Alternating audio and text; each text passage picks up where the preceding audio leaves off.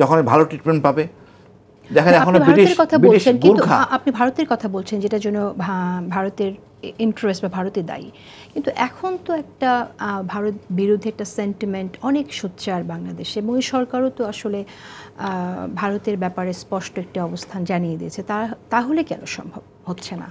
সম্ভব হচ্ছে না আপা, ওই যেই লোক এমপি ছিল সেই লোককে আমরা আবার পুনর্নির্বাচন করতেছি।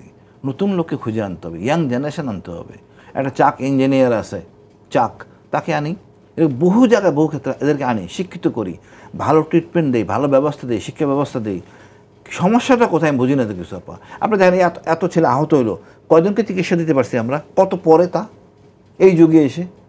আমাদের দেশে যত উপজাতি আছে, এবার একটা সাঁওতাল তার ট্রেডিশনাল ড্রেস পরে এসে সংসদ ভবনে বসবে, দুইটা কথা বলবে গর্বের সাথে, যে বছরে মানে একবারের জন্যই আসবে, সে এমপি হোক আর প্রতিনিধি হোক, একবারের জন্যই আসবে, তার কথা বলতে দিতে হবে, তাদের সমস্যাটা জানতে হবে। অবশ্যই।